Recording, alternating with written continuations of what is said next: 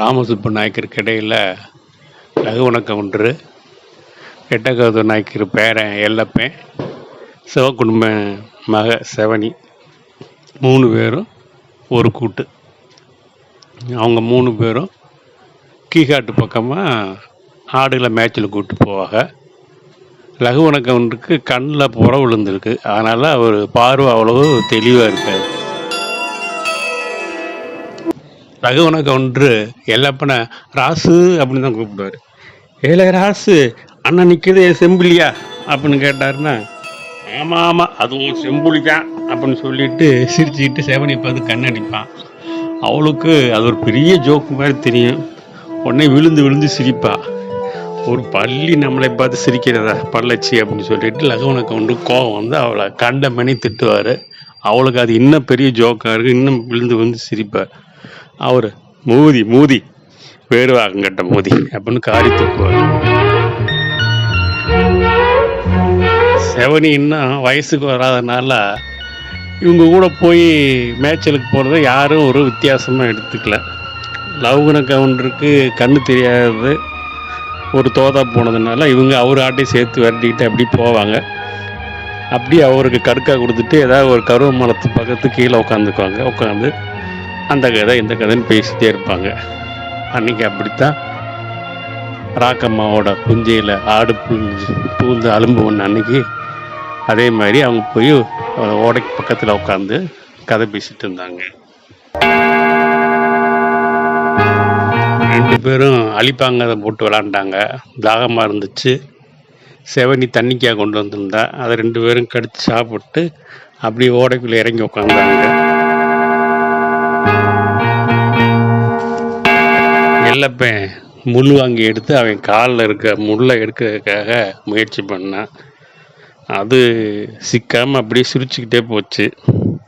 எடுக்க ரொம்ப கஷ்டப்படுற பார்த்த செவனி, கொடு நான் எடுக்கிறேன் அப்படின்னு சொல்லி முள் வாங்கி பிடுங்கினான். நீ பள்ளச்சி என்ன தொடலாமா அப்படின்னு கண்ணை சிமிட்டிக்கிட்டே கேட்டான் எல்லப்பன்.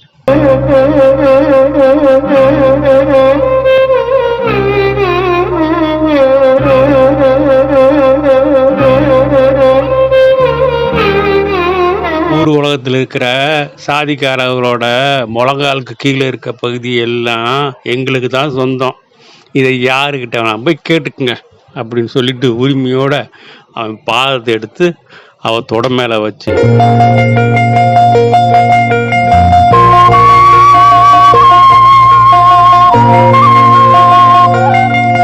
முள் வாங்கியோட நாக்கை வச்சு அவ முள் எடுக்கும் பொழுது அவனுக்கு வலிக்காமல் இருந்தது, எதமாக இருந்துச்சு. முள் வாங்கியோட பல்லால் முள்ளை கவ்வி இழுத்து எடுத்து அவன் உள்ளங்கையில் வச்சா. எவ்வளோ பெரிய முள் அப்படின்னு சொல்லிட்டு இன்னும் பாதத்தில் வேற எங்கேயாவது முள் இருக்கான்னு சொல்லி முள் வாங்கி வச்சுட்டு அவள் கை பிறவரலால் பாதத்தை அப்படியே அமுத்தி பார்த்தா. கருப்பு புள்ளியாக ஒன்று தெரிஞ்சுது. அந்த இடத்துல தடவி நகத்தில் சுரண்டி தோண்டி பார்த்தா ஒரு சின்ன முள் இருந்துச்சு, அதையும் எடுத்துட்டா.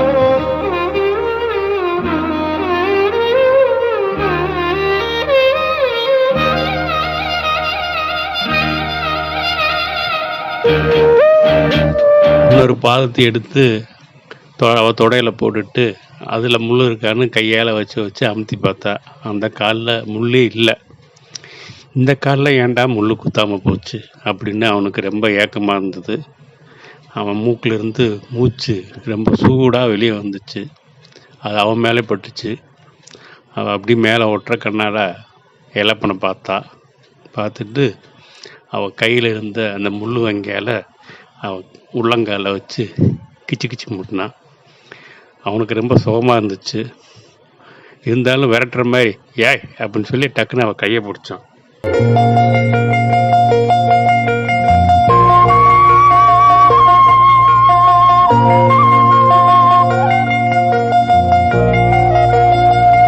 எல்லப்பை இறுக்கி பிடிச்சதில்ல, அவளோட கையில் இருந்த வளையல் உடஞ்சி போச்சு, கீழே விழுந்துச்சு. அவள் கையில் இருந்த முள் வாங்கி கீழே விழுந்துச்சு. ஆனால் அவளுக்கு வலிக்கலை. சுற்றுப்புறத்தை பற்றிய சிந்தனை எல்லாமே அவங்க ஆடை விலகி போனது மாதிரி சிந்தனையும் விலகி போயிடுச்சு. அந்த சிறுசுக முட்டையை உடைச்சிக்கிட்டு தங்குதடை இல்லாமல் துள்ளி குதிக்கிற மீன் குஞ்சு மாதிரி ஆனந்தமாக நீந்தி சந்தோஷிச்சுட்டு இருந்தாங்க. பல வருஷங்களாக அவங்க முன்னவங்க பின்னி வச்சிருந்த பொம்பளை உடம்பு, ஜாதி முதலிய மூட நம்பிக்கை எல்லாமே சிலந்தி கட்டின பலகீனமான வலை மாதிரி அவங்க முன்னாடி அருந்து போயிடுச்சு. நுங்கு போன்ற அவளுடைய மிருதுவான நாக்கு அவனுடைய பற்களுக்கிடையில் சுவைப்பட்டது.